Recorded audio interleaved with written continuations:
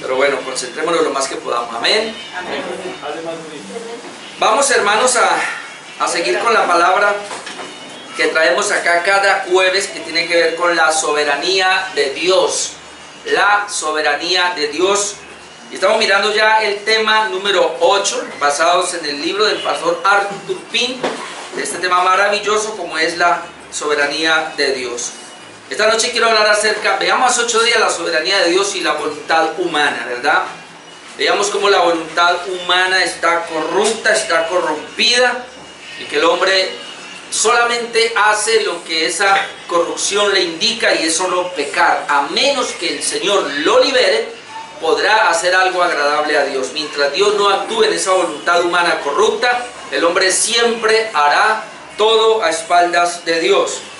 Y hoy vamos a tocar esa parte de la responsabilidad humana. Si Dios nos lo permite, entre 8 días miraremos la soberanía de Dios y la oración, que también es un tema bien candente, pero hoy vamos a hablar acerca de ese tema, la soberanía de Dios y la responsabilidad humana. Y esto, hermanos, por los debates que se dan, porque si entonces dicen y entendemos por la palabra el punto que hemos tratado anteriormente, que si la voluntad del hombre está corrupta por el pecado y el hombre no es libre, y entonces solamente puede ser libre para agradar a Dios si Dios lo libera, que esa es la realidad. Entonces, ¿cómo puede Dios culpar a estas personas que están esclavas en su pecado y que el Señor no hace nada, no las libera? ¿Por qué entonces las va a culpar? Darle a entender que en cierto sentido no son culpables. Lo dejamos claro hace 8 días, hermano. El asunto es que el hombre pecó, nació en pecado, y el hombre lo único que quiere es pecar. El hombre no quiere venir a Cristo, no puede venir a Cristo a menos que el Señor lo libere. Pero ¿cuál es el punto acá? Que aunque el hombre está en pecado, el hombre debe venir a Cristo. El hombre debe arrepentirse, el hombre debe creer, y el Señor los hace responsables delante de Él. Porque Dios le dio al hombre, lo creó con una responsabilidad. Es decir, Dios le entregó al hombre una responsabilidad, Él debe cumplir. Si bien es cierto que Él no puede, Él debe procurar, pero es que Él no hace nada.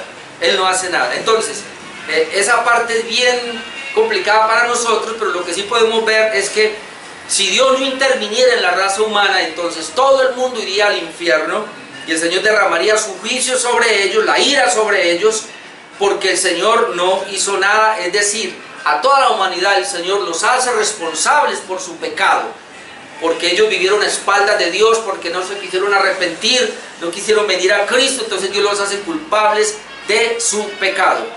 El punto de la soberanía de Dios en la elección es que Él no quiso que todos fueran al infierno. Entonces Él, por su gracia, y eso ya es la gracia de Dios, rescata a un grupo de personas, les da su gracia, lo libera, y entonces ahora esos son responsables delante de Dios, es decir, nosotros, de una manera diferente. Ya somos responsables en la libertad con que Cristo nos hizo libres, como lo vamos a comenzar a ver ahora. Podríamos adelantar la parte de la perseverancia de los santos. Somos responsables, hermanos.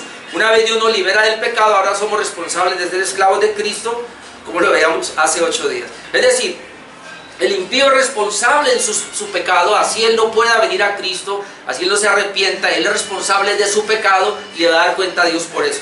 Nosotros los creyentes que hemos sido libres por la gracia de Dios, también le vamos a dar cuenta al Señor por la responsabilidad que ha puesto sobre nosotros. Es decir, creyentes e impíos somos responsables delante del Señor. Pues entonces la pregunta es, ¿y esto cómo lo llevamos? Porque se supone que si hablamos de la soberanía de Dios, ya dejamos claro, soberanía de Dios es que se va a hacer todo lo que Dios ha decretado, todo lo que Dios ha determinado se va a llevar a cabo.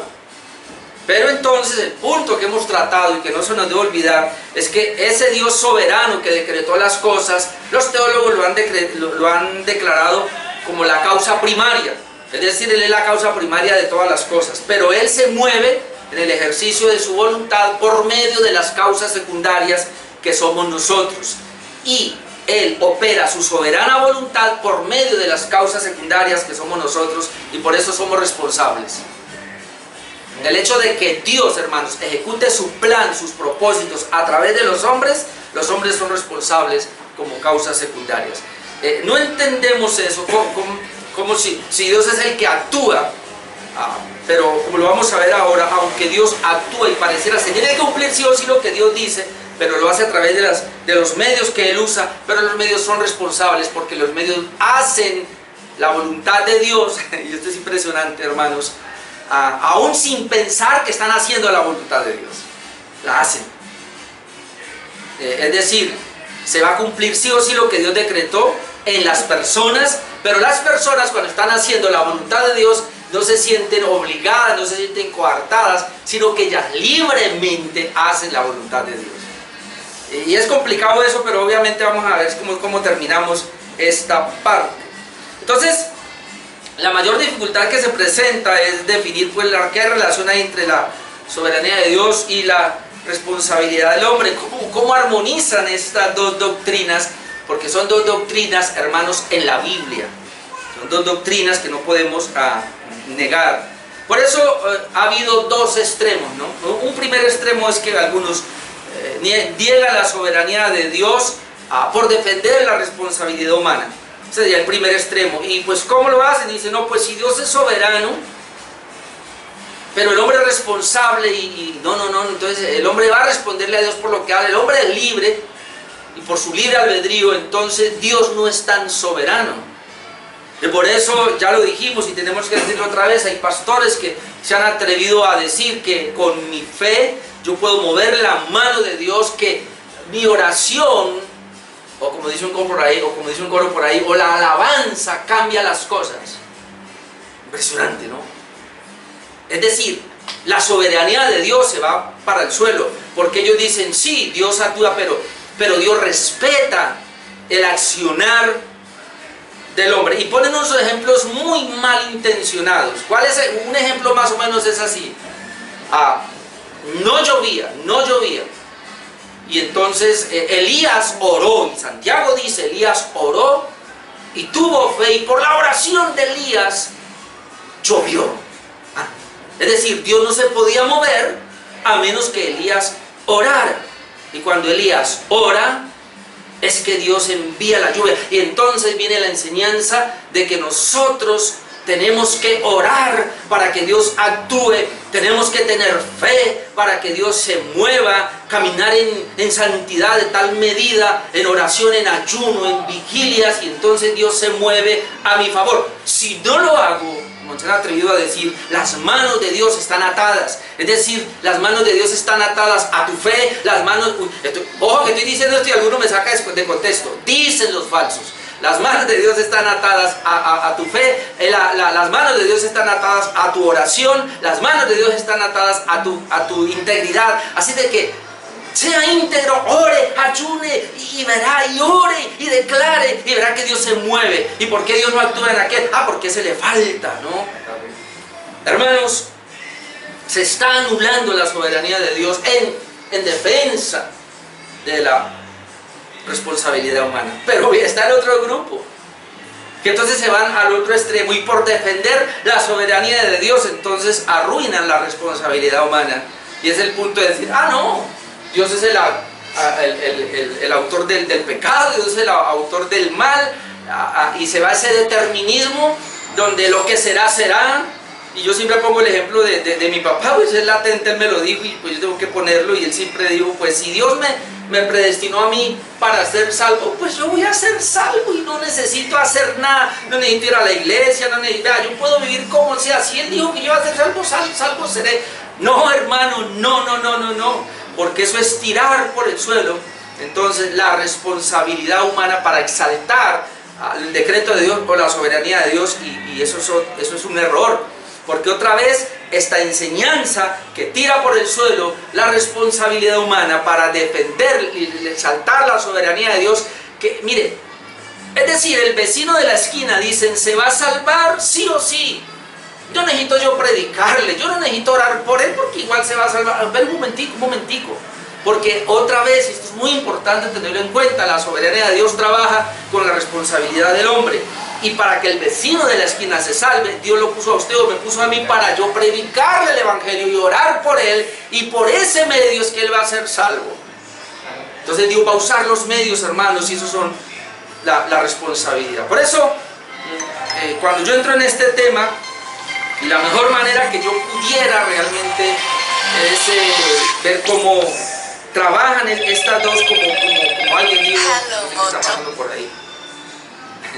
Bueno, no sé, hermanos, la mejor manera es como alguien lo dijo una vez, es como la carretera del tren. El tren va, pero él va a través de dos rieles. Y un riel es la soberanía de Dios y otro riel es la responsabilidad humana. Va el riel, ahí va los dos juntos. Nunca se tocan, pero el uno depende del otro. Es decir, Dios no se puede mover y no puede actuar en este caso porque Él es la causa primaria, sino que lo hace a través de las causas secundarias, la responsabilidad del hombre. Dios trabaja de esa manera y el hombre, para ser responsable, necesita a Dios, si no, no puede actuar. Entonces es la parte que es bien complicada, pero necesitamos entenderla porque así está en la palabra de Dios. Entonces, dos cosas en esta noche. Número uno, la realidad de la responsabilidad humana, y luego voy a hablar acerca de Dios y el hombre orando juntamente. Vamos a ver si alcanzo a ir a las citas que tengo. Primero quiero decir que cuando hablamos de la realidad de la responsabilidad humana, nosotros encontramos el actuar de Dios usando los hombres. Y lo primero pudiéramos hablar acerca de Adán. Adán pecó, pero entonces uno dice, ¿pero cómo pecó Adán, hermanos? Adán era tan responsable que él pecó voluntariamente. Usted no ve por ninguna parte que Dios lo forzó o lo coartó para que él pecara. Él le pone sencillamente ahí, como habíamos visto hace 8 días, Adán estaba en un estado de inocencia, pero ese estado era mutable, es decir, él podía cambiar su estado. Adán podía pecar, pero podía no pecar. Por eso Dios le dice, este es el árbol de la ciencia del bien y del mal, este es el árbol de la vida. Ahí están, coma, de todos los árboles que hay, pero de este árbol no coma. Le pone una restricción y una maldición. El día que de él coma, no coma. El día que de él coma, morirás. Y él voluntariamente, cuando viene Satanás y tienta a Eva y le dice, no, pues, eso es mentira, antes al contrario, usted le van a abrir los ojos y va a ser como Dios. Así viene el diablo, hermanos. Dios pone una prohibición y Satanás viene a decirle, eso no es tan grave, que va, hágale, que no pasa nada. Además, todo el mundo lo ha hecho hoy día, todo el mundo lo hace y no pasa nada. Y por eso se cae en ese terrible pecado. Y cuando viene Adán, no, pues mire, Eva comió y le dio, y él, sin preguntar, la Biblia no dice más, sencillamente obedeció a la mujer y comió y entró en pecado. Libremente entró en pecado.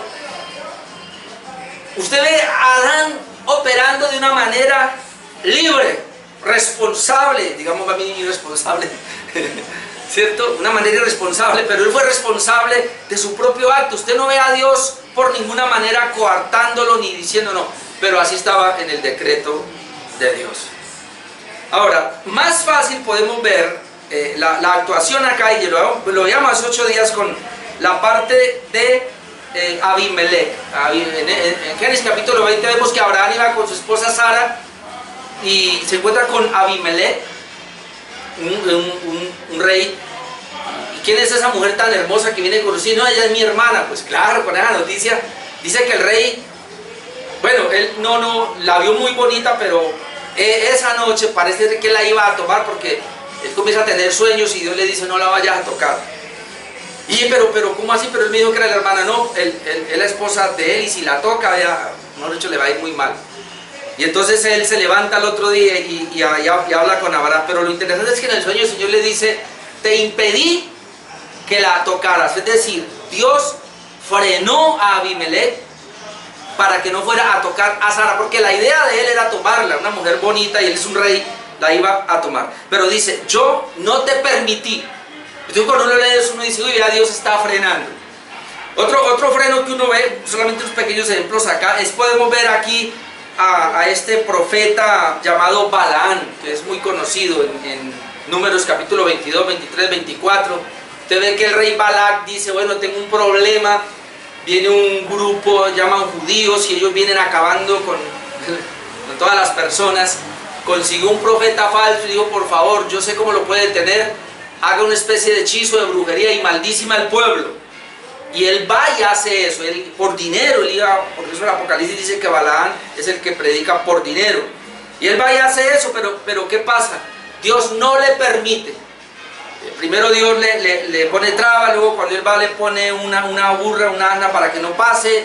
Y bueno, Dios le dice: está bien, vaya, pero yo voy a restringir. Y Balaán, dándose la de que conocía a Dios, dijo: bueno, yo voy a decir lo que él me diga de todas maneras. Pero usted ve que la Biblia dice claramente que cuando él iba a hablarle al pueblo de Israel, ordenado por el rey Balac, Dios le da otra orden y él comienza a profetizar y él comienza a bendecir. Y el rey le dice: pero le estoy pagando para que lo maldiga y usted lo está bendiciendo. Dice que no puedo, yo puedo hacer solo lo que Dios me diga.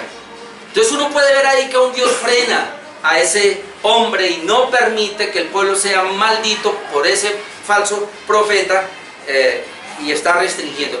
Y hay muchos más que uno puede ver entonces cómo Dios va a restringir a las personas para que se hagan solamente lo que Dios ha determinado. Esto se llama soberanía de Dios. Ahora, ¿cómo lo restringe el Señor? No los obliga, sino que Él de alguna manera lleva a las personas a que tengan deseo de hacer algo, o sencillamente que no tengan el deseo de hacerlo. Y obviamente todas las personas no actúan de la misma manera, pero ahí está la restricción de Dios. Y ahí donde uno puede ver entonces la soberanía de Dios actuando también para cumplir sus propósitos, pero eso no quiere decir que el hombre no es responsable. Ahora vamos a ver otros pasajes más contundentes. Quiero mostrarle acá que la realidad de la responsabilidad humana indica entonces que el hombre debe darle cuenta a Dios de sus actos. La Biblia claramente nos habla así. Cuando hablamos de la soberanía de Dios y la responsabilidad humana, es que aunque Dios es soberano y todo lo que Él dice va a hacer, el hombre, todo lo que haga, sea bueno o malo, le tiene que dar cuenta a Dios por sus actos. Entonces uno puede mirar cómo, aún lo que hablamos, vamos a mirar algunos pasajes. Mateo 12, vamos a ir allá. Mateo capítulo 12. A mí me llama la atención este pasaje porque tenemos que tener cuidado aún en nuestra manera de hablar. Mateo capítulo 12, versículo 35. Dice el 35: el hombre bueno del buen tesoro del corazón saca buenas cosas, y el hombre malo del mal tesoro saca malas cosas. La pregunta es: ¿cómo es que el hombre tiene un corazón bueno para sacar cosas buenas, y cómo tiene un corazón malo para sacar cosas malas? Y ahí está la respuesta: mas yo digo que de toda palabra ociosa que hablen los hombres, de ella darán cuenta en el día del juicio. Y este es el punto: de ella darán cuenta en el día del juicio. Es decir, hay un día que se llama el día del juicio, donde todos los hombres van a dar cuenta de lo que hablen, sea bueno o sea malo, porque por tus palabras serás justificado y por tus palabras serás condenado. Por eso nosotros tenemos que medir muy bien, hermano, lo que hablamos. Obviamente hablamos según lo que dice ahí, de acuerdo a cómo está nuestro corazón. Por eso el impío que tiene un corazón malo, que no ha sido regenerado por Dios, él solamente habla perversidades de su boca. Pero se espera que el creyente que ha sido regenerado pueda hablar entonces ahora las cosas sabias que ha recibido de Dios. Esa es la idea. También nosotros encontramos, usted lo va a mirar en Mateo 18, 24, donde dice que el Señor compara al reino de los cielos, dice que es semejante a un rey que pidió cuenta a sus siervos. Es decir, hay un rey que vino a arreglar cuentas con sus siervos de todo lo que habían hecho en su hacienda. Pero el punto aquí es que dice que el reino de los cielos es comparado. Es decir, entonces, así como ese rey va a arreglar cuenta con todos sus siervos, Dios en aquel día va a arreglar cuentas también con todos los hombres y también con todos sus siervos. Parecido a Mateo 25, el que está anotando porque no era ya. Mateo 25, 14 al 30, encontramos la famosa parábola de los talentos, y dice allí que el Señor arregló cuentas con ellos. Al que le había dado 5 talentos, 2 talentos y 1 talento, el del 5 trabajó, lo reprodujo, el de 2 trabajó, lo reprodujo, el de 1 lo escondió, y aunque devolvió su talento, el Señor le dice: siervo malo y negligente, porque no multiplicaste mi talento y lo envió al infierno. Eso es lo que dice la Biblia, al crujir de dientes. Entonces, aquí vemos cómo Dios alaba a los que reproducen su talento, lo que el Señor les entregó, pero al otro no. Entonces está hablando también de ese día donde hay que ir a dar cuentas. Pero vamos a ir a Romanos 14, 9. En Romanos 14, 9 vamos a encontrar, y vamos a leer hasta el 12, cómo termina el versículo 12. Romanos 14, 9 dice: porque Cristo para esto murió y resucitó y volvió a vivir, para ser Señor así de los muertos como de los que viven. Cristo es Señor, hermanos, de todo el mundo, estén muertos o estén vivos. Pero tú, ¿por qué juzgas a tu hermano? O tú también, ¿por qué menosprecias a tu hermano? Porque todos compareceremos ante el tribunal de Cristo. Hay un tribunal, y ese es el día, el gran día. Todos compareceremos ante el tribunal de Cristo. Luego dice: porque escrito está, vivo yo, dice el Señor, que ante mí se doblará toda rodilla y toda lengua confesará a Dios. Ante Él se va a doblar toda rodilla y ante Él toda lengua va a confesar que Él es el Señor. Entonces dice el versículo 12: de manera que cada uno de nosotros dará a Dios cuenta de sí. Subraye eso, hermano. Cada uno de nosotros dará cuenta a Dios de sí mismo. Usted no necesita que lo vigile el pastor, usted no necesita que lo vigile su familia, ningún hermano.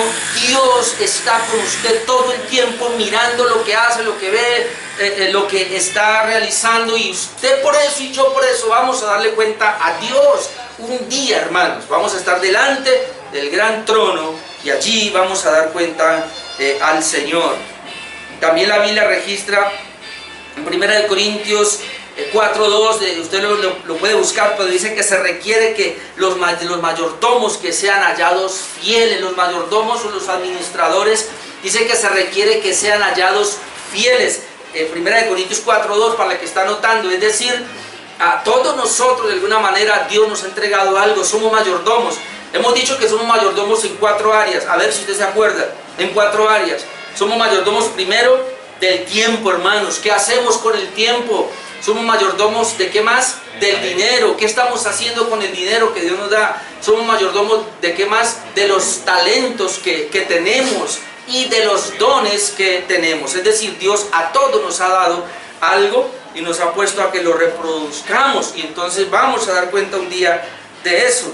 Todos compareceremos ante el tribunal de Cristo, como ya lo dije, pero quiero ampliar un poco ese concepto en 2 Corintios capítulo 5. 2 Corintios capítulo 5.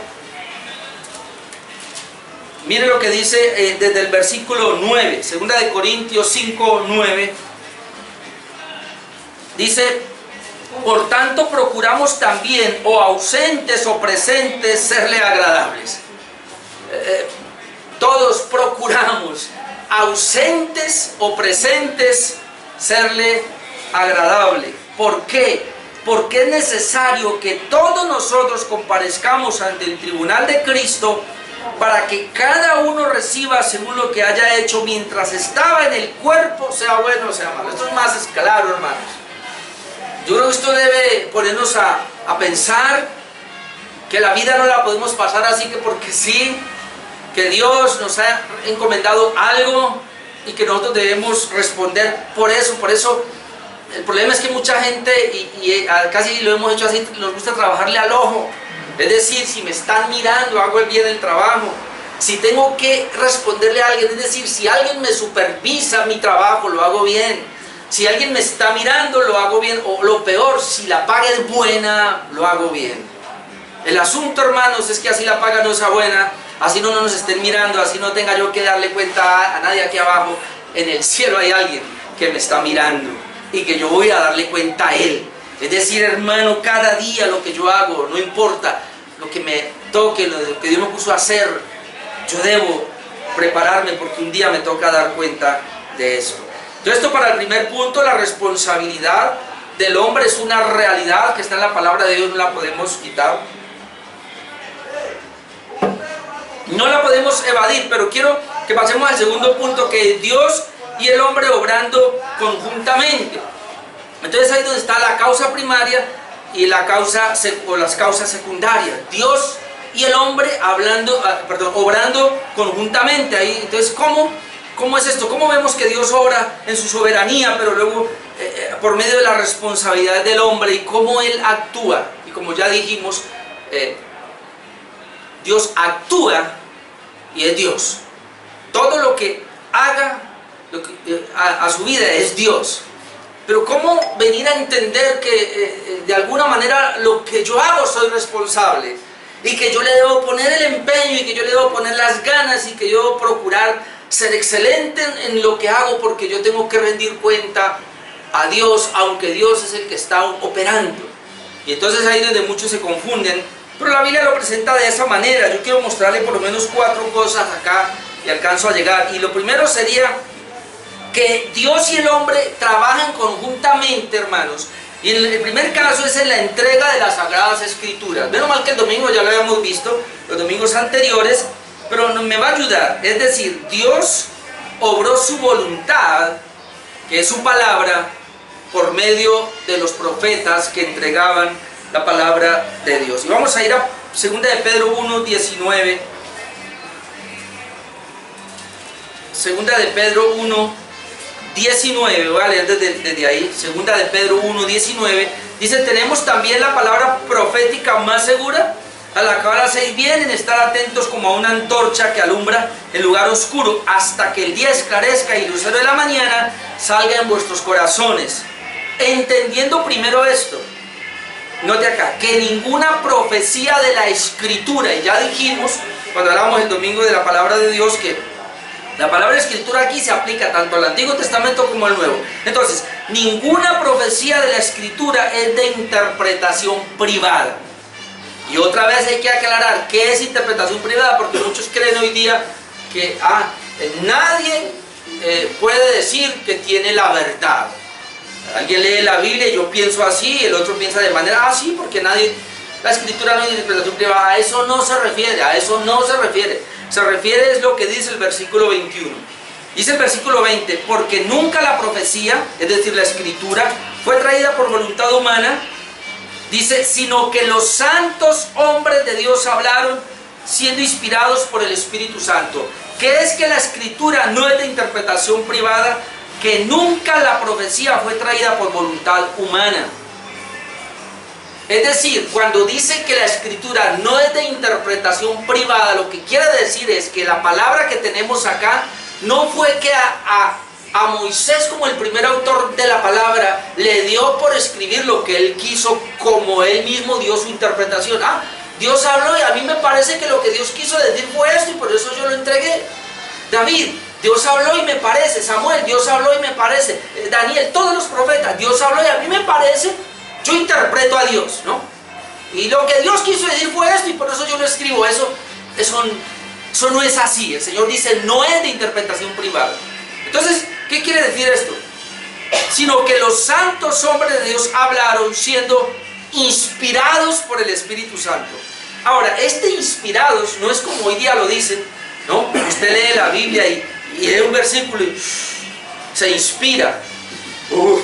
Y tiene una inspiración, ¿no? O alguien dice, uy, tiene una novia y una flor y un poema y se inspiró. No se refiere a eso. La palabra inspiración aquí tiene que ver más bien el soplo de Dios. Es decir, que viene del corazón de Dios la palabra y el Señor la inspira. Es decir, Él la saca de sí mismo y Él la transfiere al hombre. Y el hombre, el autor, recibe esa misma palabra y entonces él escribe esa misma palabra. Eso no es de interpretación privada. Pero entonces la pregunta es, o sea, ¿el hombre fue un robot? ¿El hombre fue entonces como qué? ¿Un computador? ¿Qué sé yo? ¿Para qué? O sea, un autómata. Él sencillamente dice, hable Señor y yo escribo lo que tú me dices. No. Porque cuando Moisés escribió en su época, Moisés escribió en su capacidad que tenía, Moisés escribió en sus apreciaciones y él escribió, pero lo que él escribió fue exactamente lo que Dios le estaba diciendo a través de lo que él estaba percibiendo en su propia capacidad. Me explico. Cuando Moisés escribe, hermanos, era Moisés el que estaba escribiendo, pero él estaba escribiendo exactamente la palabra de Dios.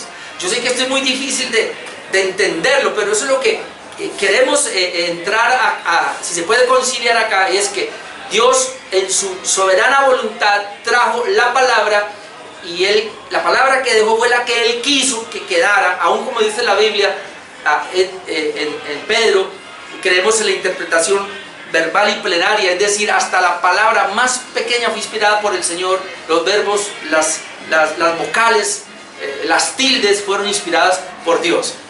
Todo lo que ellos escribieron fue inspirado por Él, pero Dios lo hizo usando al hombre.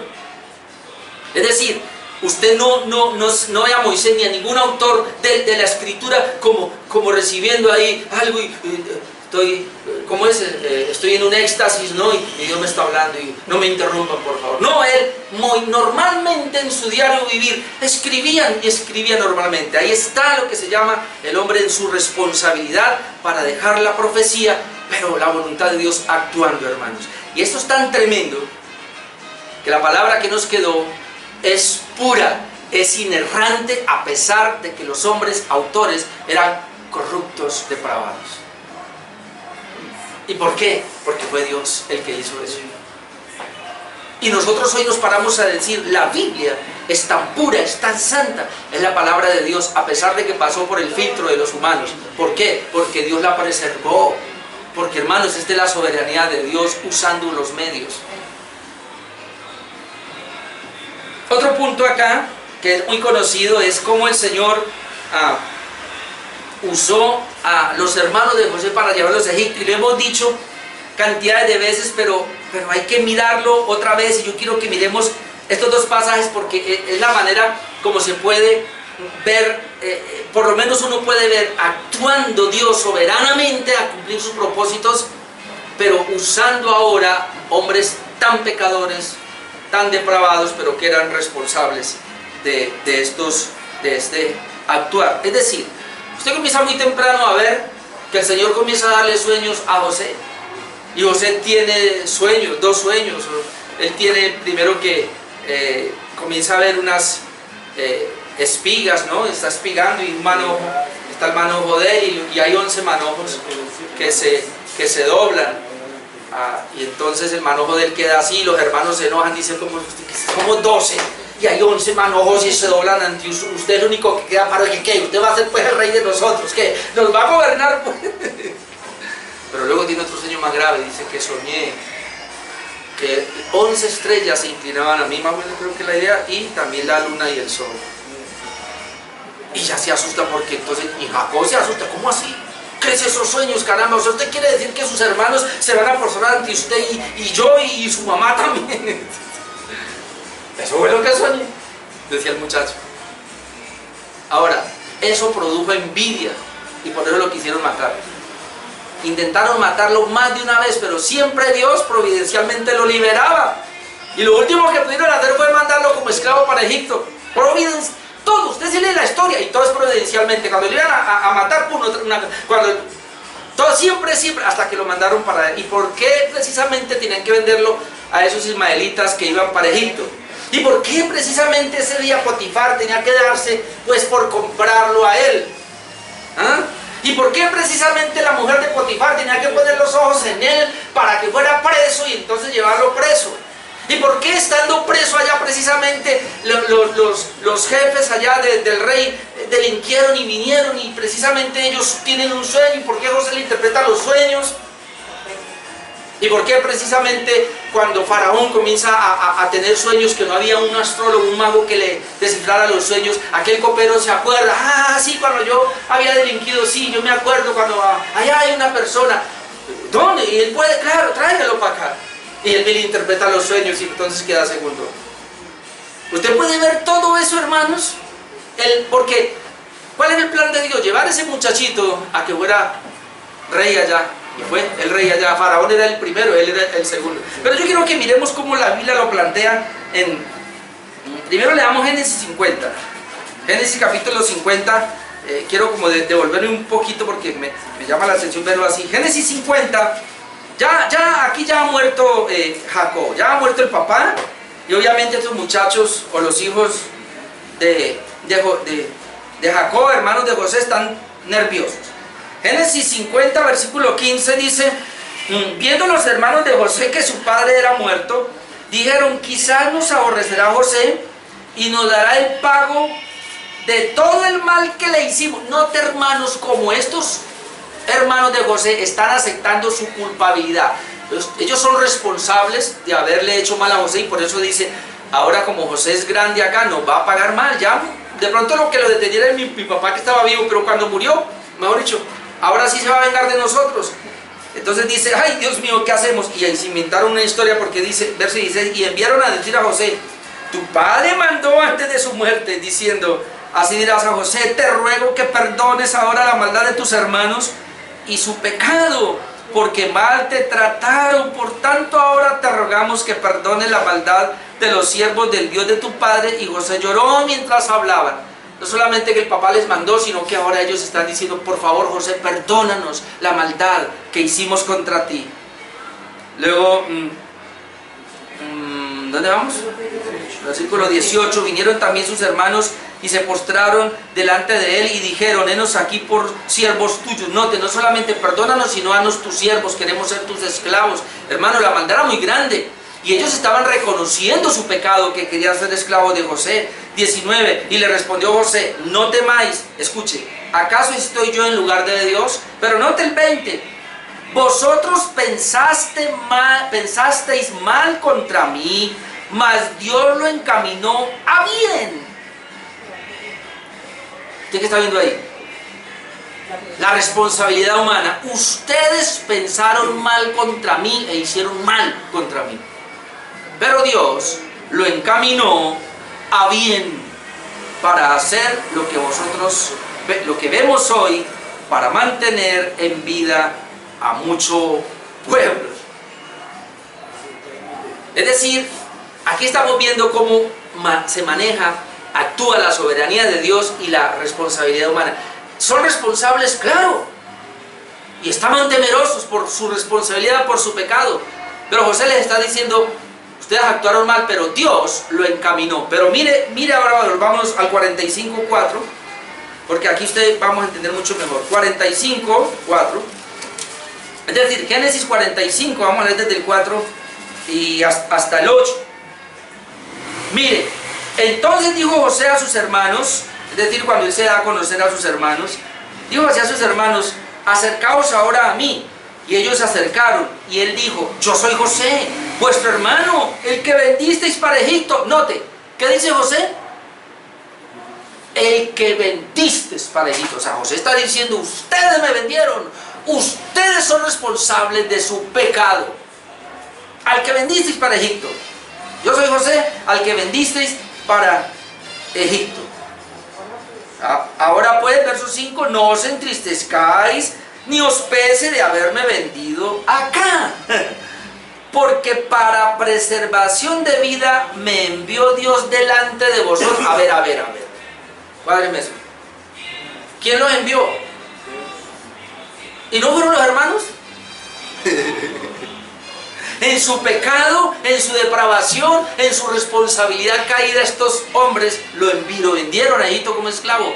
Pero dice aquí José, pero ustedes no, dice, no se entristezcan ni pese a haberme vendido acá, porque para preservación de vida, y eso es verdad, para preservación de vida, ya estaba preservándose la vida, me envió Dios delante de vosotros, pues ya ha habido 2 años de hambre en medio de la tierra, y aún quedan 5 años en los cuales ni habrá arada ni siega. Y Dios me envió delante de vosotros otra vez, Dios me envió delante de vosotros para preservaros posteridad sobre la tierra y para daros vida por medio de gran liberación. Así pues, no me enviasteis acá vosotros, sino Dios, que me ha puesto por padre de Faraón y por señor de toda su casa y por gobernador de toda la tierra de Egipto. No me enviasteis vosotros acá. Entonces, mire, hermanos, por favor, eso es lo que yo quiero que pensemos. Si nos metemos en la actitud de los hermanos de José, usted puede ver que ellos lo hicieron obligados. No, voluntariamente se enojaron de su corazón contra José, rabiaron contra él, quisieron matarlo. Es más, le cogieron esa túnica, se la quitaron y cogieron un chivo, un cordero y le untaron la sangre y malos, porque se lo llevaron al papá y le dijeron, alguna bestia lo cogió y el papá se tragó ese cuento como por, no sé, como por 17 años creo, pensando de que su hijo lo ha devorado una bestia. O sea, hombres tan malos, porque no solamente fue a José, sino a la mamá, al papá y la familia, todos lloraron la muerte de José, despedazado por un animal. Y estos perversos trabajaron de esa manera, y ahora José dice, un momentico, ustedes no me enviaron aquí, Dios me envió. Entonces miren cómo Dios, hermanos, está trabajando, y eso es lo bonito. La soberanía de Dios trabaja en la humanidad, pero la humanidad hace las cosas libre. Cuando ellos actuaban, pecaban desde su libertad, pero Dios estaba actuando para sus propósitos, para sus planes. Y este otro punto, la muerte de nuestro Señor Jesucristo. A mí me fascinan estos temas porque es la única manera como yo puedo ver operando la soberanía de Dios por una parte y la responsabilidad humana por el otro. Ya la gran pregunta es aquí: ¿Dios actuó soberanamente para llevar a José a Egipto? Claro, lo hizo de una manera soberana. ¿Y qué es eso? Que se cumplió lo que Dios había planeado, lo que había destinado. ¿Y el medio? ¿Son responsables por lo que hicieron? Sí, son responsables. Ahora, note eso, porque alguien se puede parar y va a decir, no, si era el plan de Dios, entonces los muchachos no son responsables. ¡Que no! Claro que son responsables, porque ellos actuaron desde su corazón perverso y maldadoso. Otra cosa es que Dios haya usado eso para sus planes, pero esos son responsables, hermanos. Y esto es bueno que lo entendamos, porque el pecado tuyo no excusa que Dios use ese pecado para un propósito de Él. Por favor, hermano, yo lo tengo claro. Mi pecado, mi flojera o mi debilidad, el no querer progresar en la vida espiritual, aunque Dios lo use de alguna manera para sus planes y sus propósitos, yo soy responsable. Yo he aprendido algo. Cada vez que me doy cuenta de un fracaso de un hermano, de un pecado de un hermano, yo sé que ese hermano es responsable delante de Dios y Dios lo va a disciplinar. Yo sé eso. Pues si soy yo, Dios me va a disciplinar. Pero ya una vez hecho el daño, una vez ya pecado, Dios va a usar eso para sus propósitos. Pero el hecho de que yo me dé cuenta o que yo sepa que Dios va a usar eso para sus propósitos, eso a mí no me quita la responsabilidad que yo tengo ante Dios de mi pecado. Amén. Amén. Es muy importante que entendamos eso, porque entonces podemos irnos a uno de los dos lados, y por eso muchas personas se van a uno de los dos lados, hermano. No. Y entonces usted me pregunta a mí, entonces ¿yo qué hago en este caso, hermano? ¿Qué hago en este caso? Ser responsable delante de Dios. Si Dios usa un fracaso, una situación para sus planes, hermano, eso ya es Dios. Pero el caso mío es ser responsable de lo que a mí me toca. Y mirar la palabra y cómo me tengo que mover. Tengo que ser una persona de oración, una persona de lectura, una persona que progresa en la santidad, una persona que procura hacer las cosas que Dios, ser responsable en lo que concierne a mí. Que Dios me va a pedir cuenta de eso. Pero lo bonito es que si yo llego a fracasar en alguna de estas cosas, Dios lo usa con un propósito. Muy, muy bonito esto. Ahora, la parte de Jesús, si alcanzo por lo menos a leer dos pasajes. Yo creo que el mayor ejemplo es el de Jesucristo, hermanos.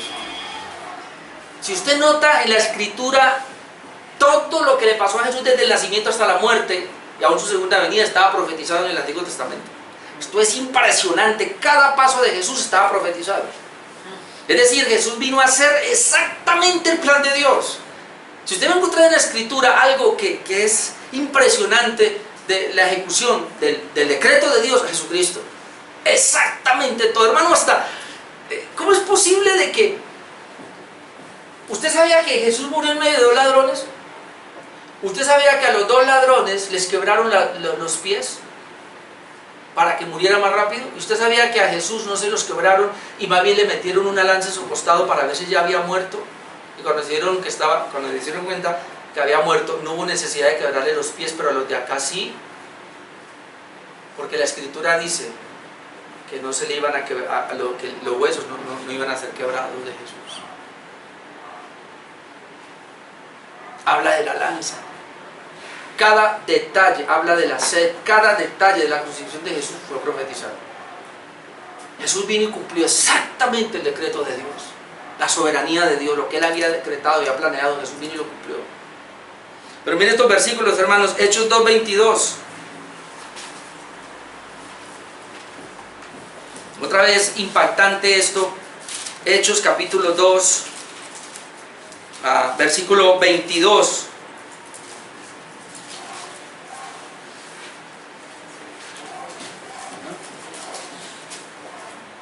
Voy a leer hasta el 24. Dice: vosotros israelitas, está hablando el apóstol Pedro, oíd estas palabras. Jesús Nazareno, varón, aprobado por Dios entre vosotros con las maravillas, prodigios y señales que Dios hizo entre vosotros por medio de él, como vosotros mismos sabéis, a este, es decir, a ese Jesús, entregado por el determinado consejo y anticipado conocimiento de Dios. Fue entregado, dice acá, por el determinado consejo, este es el consejo de Dios eterno, y el anticipado conocimiento de Dios, es decir, aquí está lo que es el plan eterno de Dios, o lo que llama el decreto de Dios. Dice, ese que fue entregado por el determinado consejo y anticipado conocimiento de Dios, prendisteis y matasteis por manos de inicuos, crucificándole, al cual Dios levantó suelto los dolores de la muerte, por cuanto era imposible que fuese retenido por ella. A ese Jesús que ustedes inicuos mataron, es decir, ustedes son responsables de haberlo matado, pero esa muerte había sido decretada por Dios. Miremos el mismo Hechos, pero 4:10, la oración que se hace acá. 4:10, Hechos 4:10.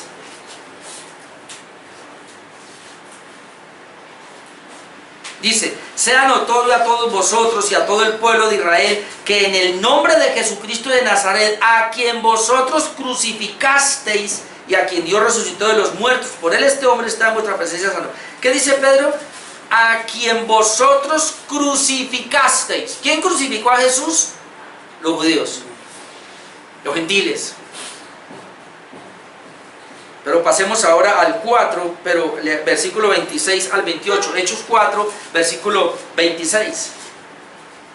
Esta es la oración que hacen y dice: se reunieron los reyes de la tierra y los príncipes se juntaron en una contra el Señor y contra su Cristo, porque verdaderamente se unieron en esta ciudad contra tu santo Hijo Jesús, a quien ungiste. ¿Quiénes se unieron? Herodes, note, Poncio Pilato, los gentiles y el pueblo de Israel. Se unieron todos para matar a Jesús. Dice acá versículo 28, ¿se unieron para qué? Para hacer cuanto tu mano y tu consejo habían antes determinado que sucediera. El Señor había decretado la muerte de Jesús y estaba escrito que así iba a pasar, pero el Señor usó el pecado de los judíos y de los gentiles para matar a Jesús. ¿Son responsables? Otro punto aquí que entraría, usted lo busca, Juan 17:12, es Judas. Si hay alguien que cumplió fielmente su ministerio, fue Judas, porque Judas se llama el hijo de perdición. Y el Señor, cuando está orando, dice: Señor, todos los que me diste, ninguno se perdió, solamente el hijo de perdición. Y aparece, dice, el Señor eligió a 12 apóstoles y uno de ellos era diablo. Entonces, cuando usted lee la historia de Judas, después la puede ver. Él fue fiel cumplidor de la voluntad de Dios, pero él es responsable. Tan responsable es que cuando él se da cuenta que ha entregado a Jesucristo, se tiene remordimiento y dice que devuelve las monedas y las tira, llora amargado, se va y dice, porque entró en una melancolía, porque él reconoció su pecado. Pero como él no había sido regenerado, ¿qué dice? Fue y se ahorcó, se suicidó. Hijo del diablo. Él es responsable, porque alguien va a decir: pero si eso estaba en el decreto de Dios y tenía que ser así. Hermano, porque Dios usó personas, los judíos que lo rechazaron, los judíos que se atrevieron a decir, porque Pilato salió y Pilato dijo: ¿a quién quieren? Pues aquí hay uno que es malo y ustedes quieren cada año en esta fiesta que le suelte un preso. Porque las 3 cruces, hermano, como les he dicho anteriormente, eran para Barrabás y para los 2 ladrones. Pero esa noche se atravesó Jesús. Y entonces yo no puedo crucificar a 4, porque hay 3 cruces para Barrabás y estos 2 ladrones. Entonces voy a aprovechar, y como están acusando dice Pilato, yo no veo en él nada, por más que le da vuelta, yo no veo en este hombre pecado. Yo lo voy a soltar, no. Y el pueblo ahí, la turba y los adultos encima, y Pilato se iba y la mujer le dice de Pilato, no tenga nada que ver con ese hombre. He soñado y estoy aturdida. Y él no sabe qué hacer, pero se dejó. Entonces él pensando, pues dijo, no, pues este que es un matón, lo traen aquí. ¿A quién quiere de los 2 que le suelte? ¿A Jesús, el que ustedes dicen que es rey de los judíos? ¿O a Barrabás, el asesino? Comienzan, suéltenos a Barrabás, queremos a Barrabás. Pilato va y dice, yo me lavo las manos, dice.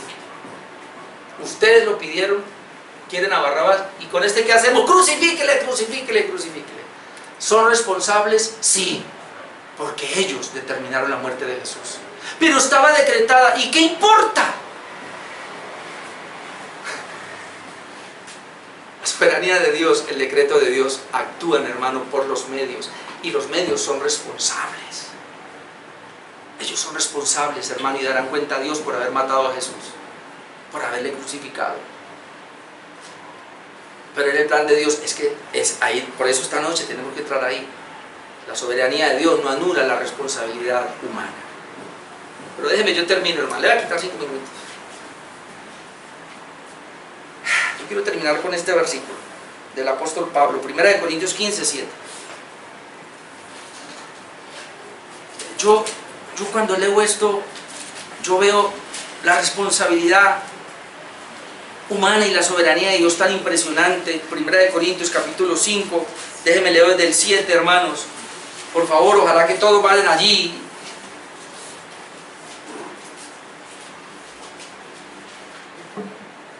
Últimamente he venido meditando y en Tuluá hablé de este pasaje porque es que me impacta. Mire lo que dice, 1 Corintios 15, 7. El apóstol Pablo está hablando de las apariciones de Jesús y dice, después apareció a Jacobo, después a todos los apóstoles y al último de todos los apóstoles. Es decir, Pablo es el último de los apóstoles. Pero él dice, como a un abortivo me apareció a mí. Jesús se le apareció resucitado al apóstol Pablo.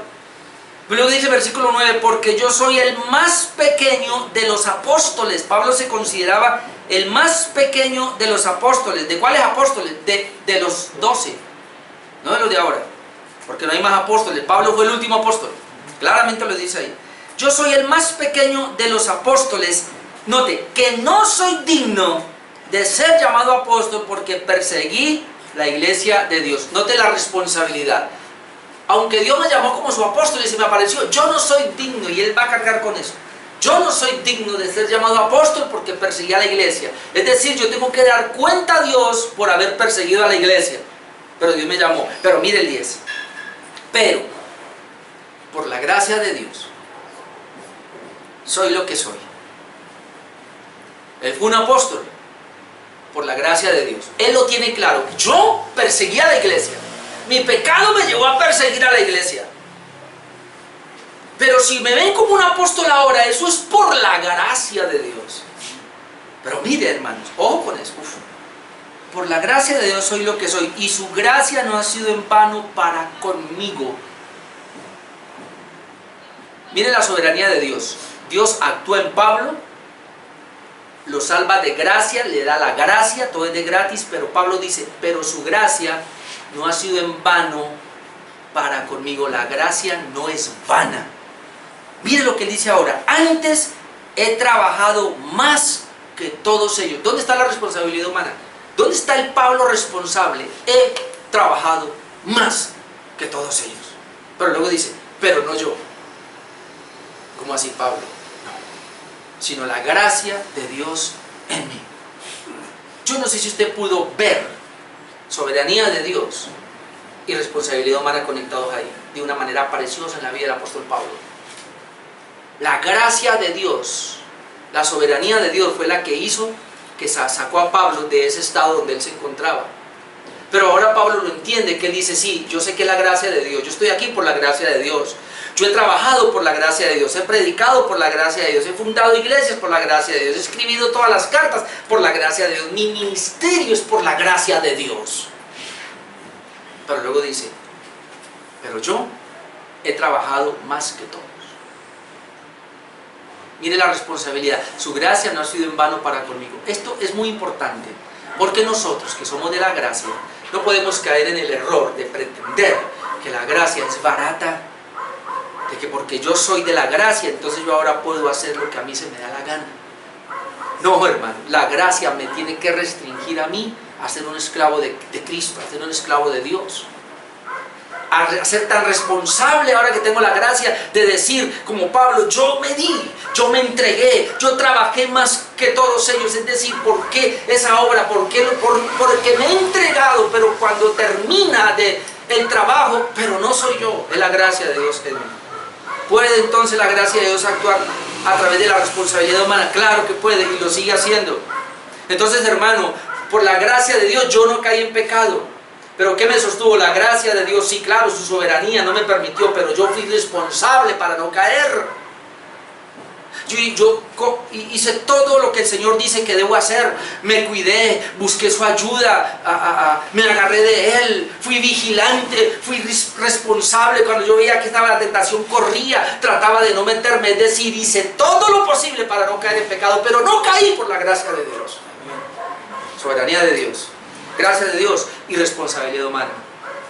Esto a mí me ha ayudado tanto, hermanos, porque esto tira por el suelo las acusaciones que nos hacen de que nosotros queremos hacer lo que nos da la gana porque somos de la gracia. Al contrario, la gracia no nos deja así. La gracia nos hace ser cada día más responsables delante de Dios. Amén. Amén. Espero que con este tema y estos 3 puntos nos hayan ayudado por lo menos de alguna manera a ver cómo la soberanía de Dios actúa juntamente con la responsabilidad del hombre. Cada uno de nosotros somos responsables. Amén. Amén. Vamos a orar esta noche.